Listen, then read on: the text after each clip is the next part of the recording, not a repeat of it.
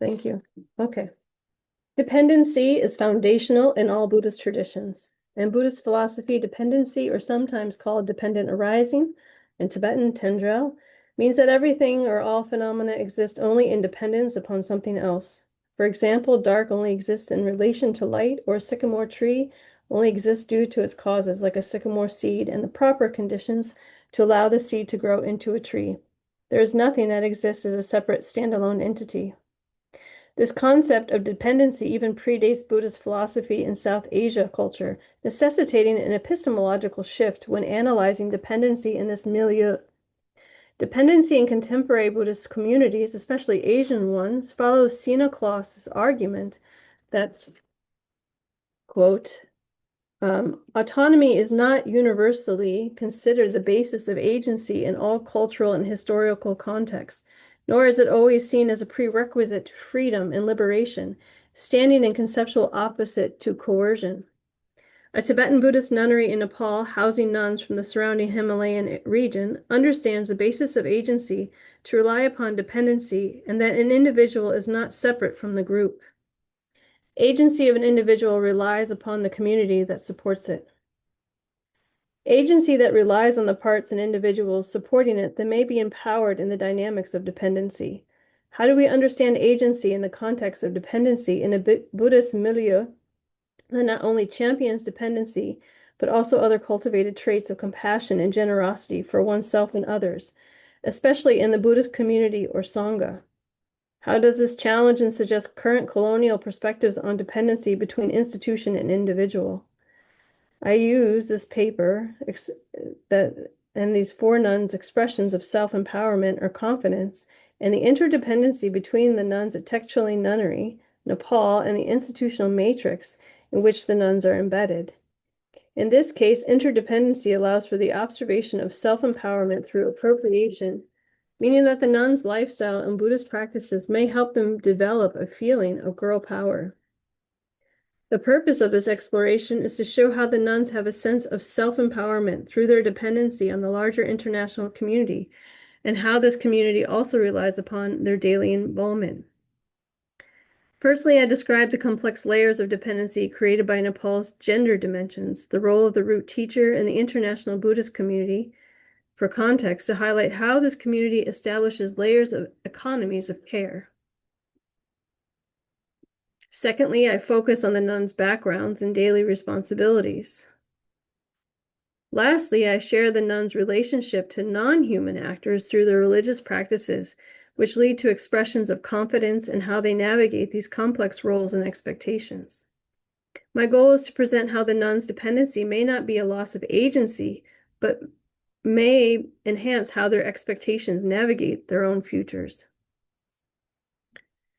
I spent over 8 months between 2023 to 2024 visiting Tekcholing Nunnery in Kathmandu, Nepal, while I met with nuns and other Buddhist practitioners to understand how they experienced and cultivated love. During my ethnographic research, I interviewed these individuals and asked about their life stories, moments when they felt love, compassion, and even devotion for their spiritual teacher. Some of these interviews are microphenomenology, an interview technique that focuses on a short moment of experience. For example, I asked one of the nuns to recite the Tara mantra, and then asked her to share what happens for her when she recites this mantra. The purpose of these interviews was to see if there are similarities of what occurs between experiences of different people. Could we find a structure to experience love? 4 nuns, Ani Pasang, Ani Sewang, Ani Sering, and Ani Changchu, were willing to meet with me. These 4 nuns are all in their early 20s and live in the nunnery since they were between 5 and 8 years old. Each of them finished their secondary education, while some are continuing their last year of grade 12. And one is waiting to hear if she will continue her studies in Buddhist philosophy in India. We either met as a group or individually at Tekcholing Nunnery. Capturing the nuns' accounts also revealed how they related to themselves, one another, and the larger community, giving a glimpse into understanding how they also empowered by the structure, community, and economy. In order to evaluate these components, I turned to looking at the relationships cultivated through the economy of the international community and the non-human voices. Being female in Nepal with many social disadvantages, gender equality was one of Nepal's new goals when it adopted a new constitution in 2015. At the same time, the United Nations agreed upon the 2030 Agenda for Sustainable Development, which resolved to combat inequalities, build just and inclusive societies, protect human rights, and promote gender equality.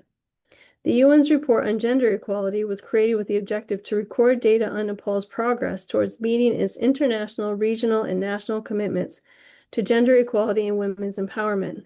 Statistically, Nepal ranks 115th out of 162 countries in the HDR Gender Inequality Index, which is a composite measure reflecting inequality in outcomes between women and men in reproductive health, empowerment, and the labor market. Nepal overall holds belief systems that differentiate power differences between men and women, which stem from socio-cultural, economic, and religious factors and influences that define traditional roles and responsibilities between them. Patriarchal norms restrict women, sometimes staying in their homes, less access to life opportunities, and little involvement in decision-making on important issues regarding their lives. This power imbalance also has led to the acceptance of subjugating women even through violence.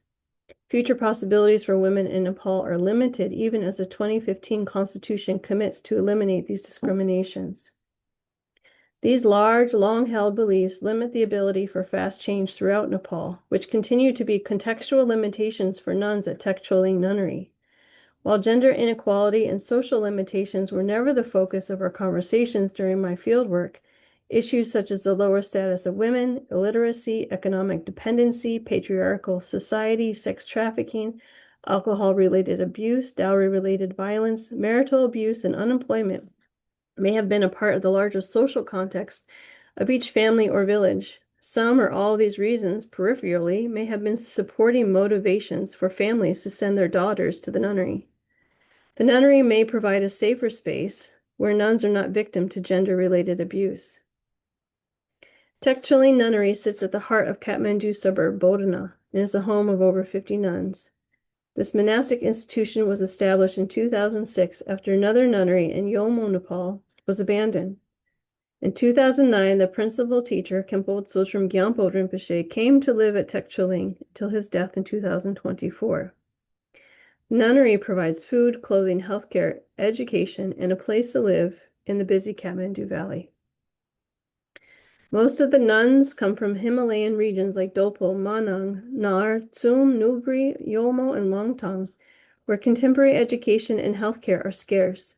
The Himalayan regions are suffering due to large migrations away from small villages towards larger cities where there are more opportunities for education and employment. Several of the nuns who shared their stories explain that they came from very large families, which may require that some children be supported by external social structures like nunneries and monasteries. These monastic institutions also provide secular education that is not readily available in smaller villages. Some of the nuns had brothers and sisters in other monastic communities throughout Nepal.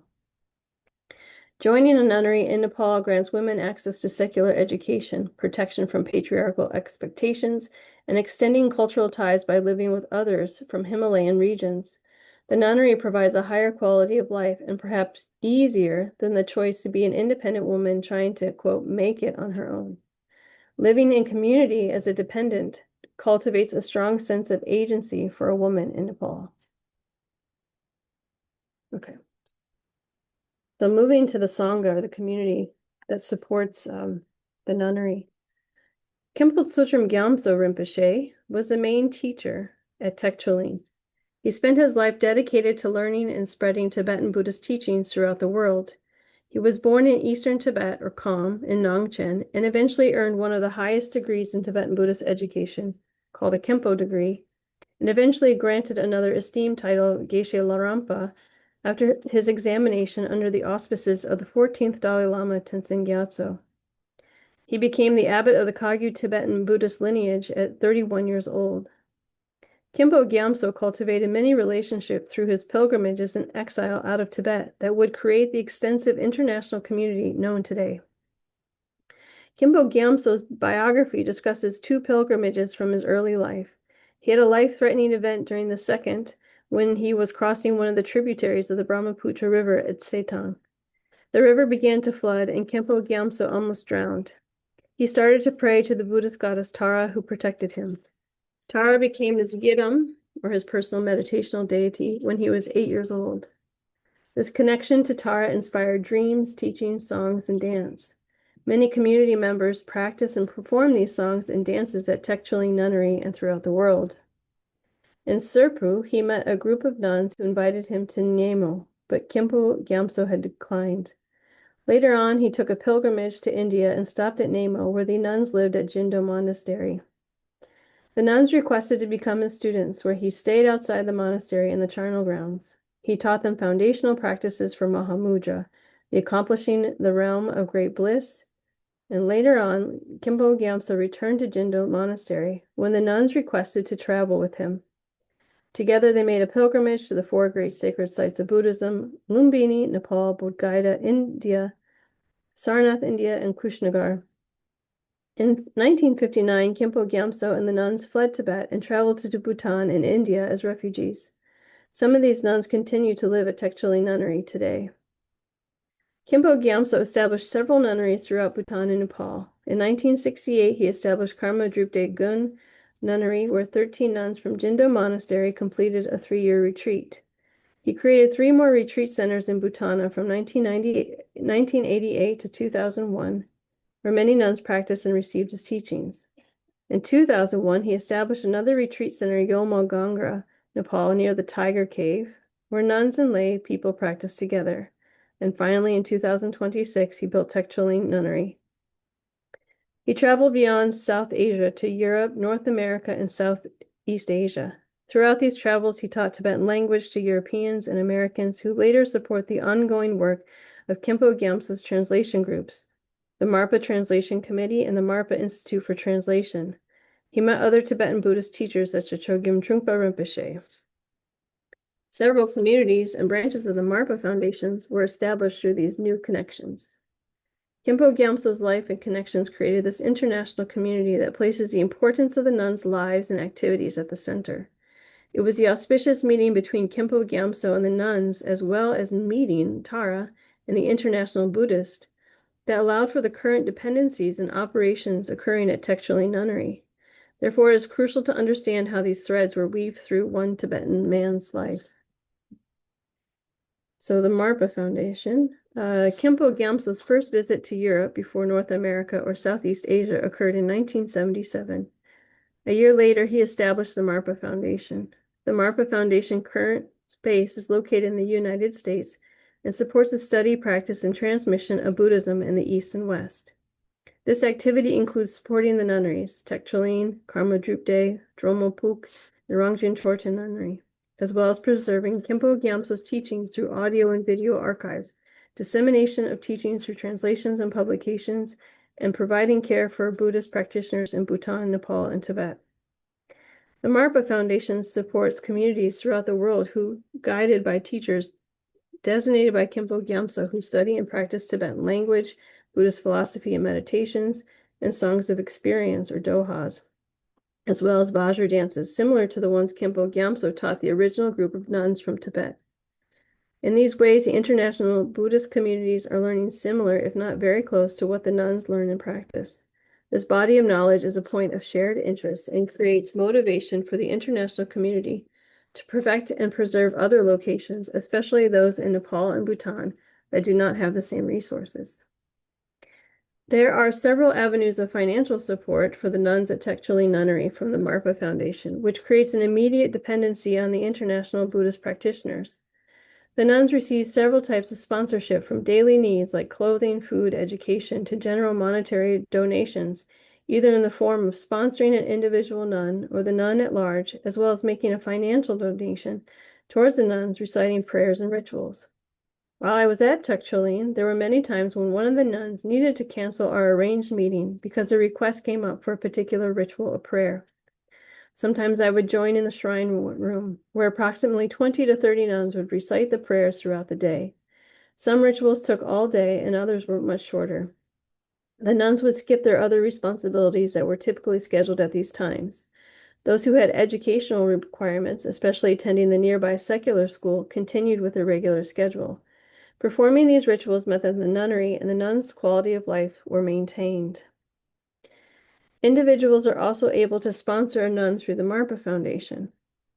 One may select a nun to support and provide further financial support for education at the nearby day school, food, housing, medical care, books, and the chance to fully engage in the practice of the Buddhist teachings. One may also support the nunnery endowment or donate to Marpa Foundation. The nun's dependency on interested sponsors creates another level of dependency on others. Yet Buddhist practitioners and students of Tsultrim Gyatso Rimpoche also depend upon these nuns.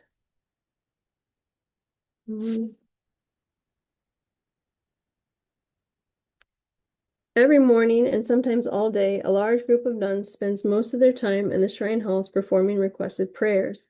The nuns have also studied and practiced special instruments, liturgies, and hand gestures to perform the necessary pieces of the rituals.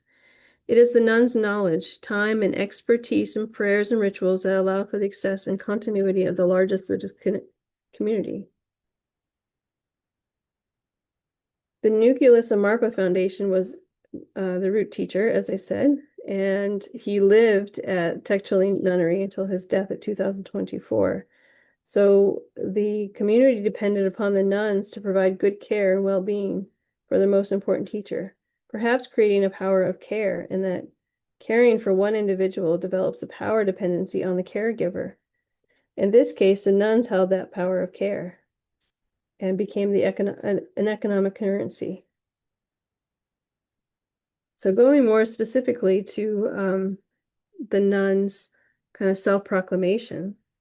So in one of the interviews with all 5 of them, I was asking them about their trying to talk about compassion and their maybe definitions of love, just to as a preliminary discussion to open up later interviews. And some of them were pretty quiet and shy and didn't want to say much. And so Anit Sering, one of the nuns, had said to another one, this is what she says, "Speak up, girl power." Aunt Anit Sering tells Anit Sewang, as I ask the 4 nuns a question, and Anit Sewang quietly begins to answer.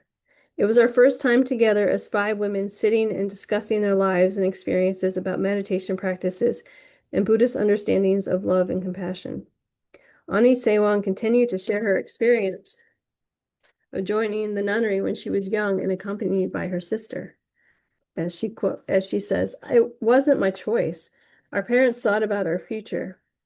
She remembers how difficult it was to join the community and leave her family, commenting on how her sister would cry, but she did not because she was older. She says, quote, "We were not used to the environment here, but we felt more peace and harmony in the nunnery." I asked her what helped her feel more peace and harmony, and she replied that the nunnery became a second home and considers everyone there as her own family. The complexities of being in community are already present in Ani Sewang's recollection of leaving her family and joining a new one. She shares that she feels at home, which is one demonstration on how these women have a sense of empowerment living in this space. Okay, so living in community provides a care economy. Care economy, recently coined by a new research framework by Ito Peng, quote, refers to the sector of economic activities, both paid and unpaid, related to the provisions of social and material care, which contribute to nurturing and supporting the present and future populations. Already I spoke how the root teacher provides a foundational support by anchoring his teachings at Tekcholing Nunnery, which connects international practitioners not only travel to the nunnery, but also find an inherent value to those teachings and the embodiment of those teachings, especially the nuns in their lives. There's a common bond that is tied through their teacher to continue to learn and practice the Buddhist teachings that the nunnery propagates. This economy of care does not stop at the interaction of the international community and the nuns, but extends through the nuns' daily lives and care for one another. The nuns live, eat, and practice within the walls of the nunnery. They take turns cooking for one another, teaching the younger nuns in English, Nepali, and Tibetan languages and mathematics classes. Every morning around 5, most of them enter the shrine hall to recite morning prayers before breakfast at 7. After breakfast, a large group of them return to the shrine room to continue more prayers for donors who make prayer requests. Late mornings and early afternoons are occupied with going to classes, teaching classes to the younger nuns, or cleaning the grounds. Closing prayers occur after dinner, and later some nuns return to the shrine room to practice ritual musical instruments. Their days may not end until 21 at night and leave little room for relaxing or free time. However, this rigid daily structure provides the nuns opportunity to learn skills they would not otherwise possess, which allows them to cultivate mastery over topics and tasks that are valuable to themselves and their communities. Access to education is difficult in Nepal, especially for girls and women. The youngest girls attend classes at Tekcholing Nunnery, which are taught by the older nuns. Older nuns attend school at Sri Mangal Deep campus in Bodhana, or SMD. SMD is a Buddhist school where they teach Tibetan Buddhist theory and practice. This means that the school students recite prayers and meditate on deities such as Chenrezig, Medicine Buddha, and Tara, while monks teach Buddhist ideas and meditation instructions every week. The nuns join other lay SMD students in classes that range from Buddhist philosophy up to continued studies in English, Nepali, and Tibetan languages and science classes. Students graduate after grade 10, and some can continue their education through grades 11 and 12. Occasionally, a nun who is able to continue her studies into higher education in which she will travel to India or Bhutan. Here we witness the matrix of Buddhist ideas of interdependence and compassion. Whether or not the older nuns feel self-motivated by a sense of care and compassion for the younger nuns, the care is embedded in the education structure. There is an obligation to take care of the younger nuns' education by teaching them basic subjects like Tibetan, Nepali, and math. This obligation is then reconstituted by attending a Buddhist school that integrates secular education with Buddhist principles. Learning and performing acts of compassion are no different than reciting a multiplication table or learning how water boils. Compassion is a subject of life. Ani Tsering says that, quote, they have choice after they finish official schooling. She expressed her interest to study more Buddhist philosophy when she completed grade 10 and the 2 years of service for the nunnery. Yet following through with her choice is not a smooth process. The 2 years of service by teaching the younger nuns was imposed on her by the nunnery. She also took an entrance exam and was waiting to be selected for the program before she continued to study Buddhist philosophy. There is tension between Ani Tsering's wish to continue to study with her responsibility to work at the nunnery, but she was able to take the entrance exam. She can follow her choice to continue her higher education. In contrary to Ani Tsering's decision to continue her Buddhist studies, Ani Pasang decided to leave the nunnery. She freely left and moved into a place with one of her sisters. After some time, she re-enrolled in school and eventually found a part-time job. On occasion, she messages that she is very busy, but able to maintain her financial freedom and living as a single woman in the Kathmandu area. While she was scared at first, she did not hesitate to follow through with her decision.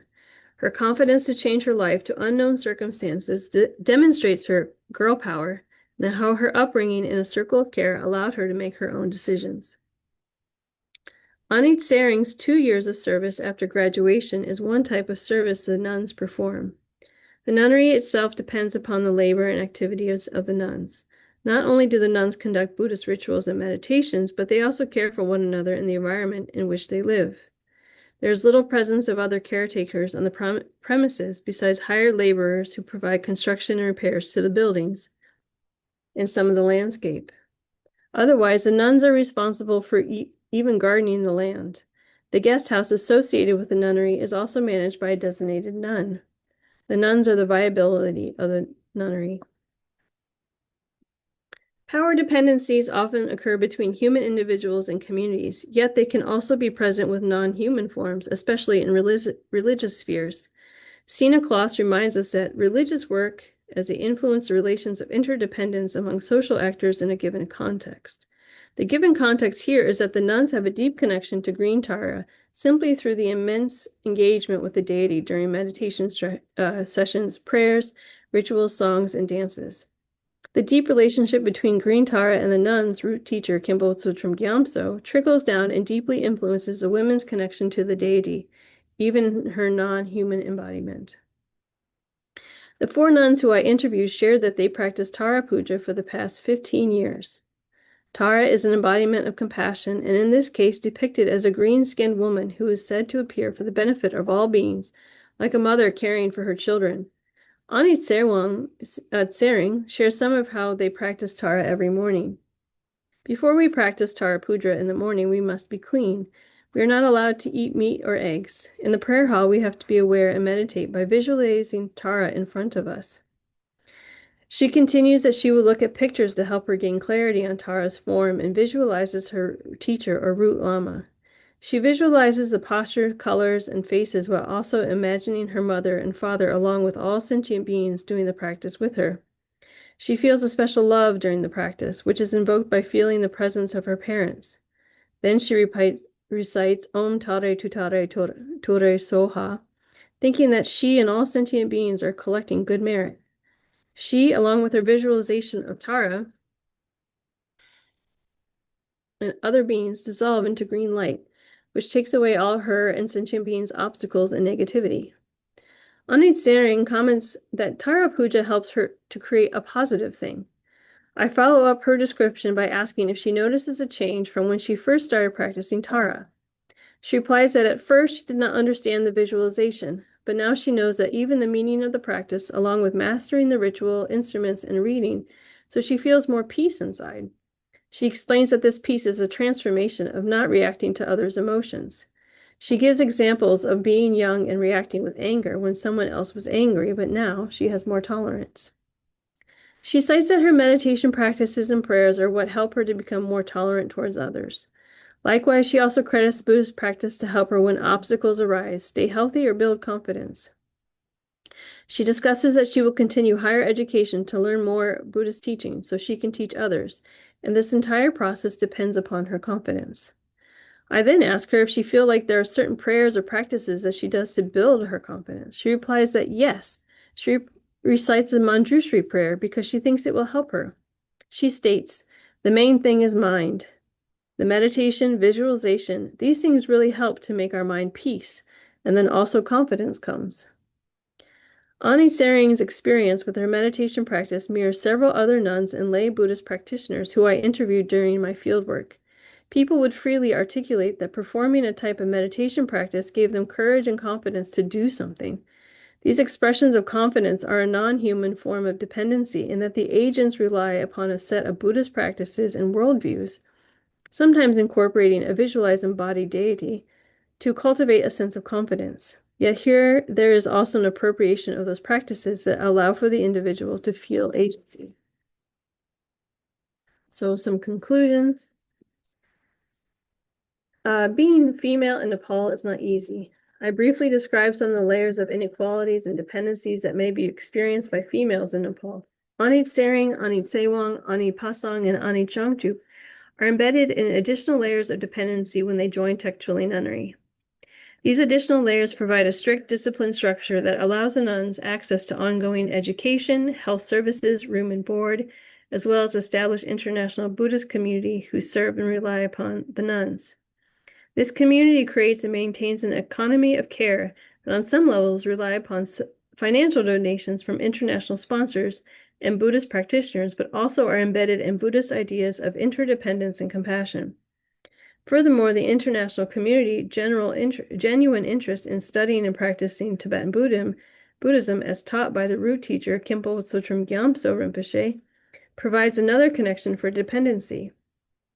Finally, I also articulated how even the nuns' daily meditation practice is a form of dependency by demonstrating that they appropriate the practices and worldview into their own daily lives and perspectives through creating relationships with non-human actors like Green Tara.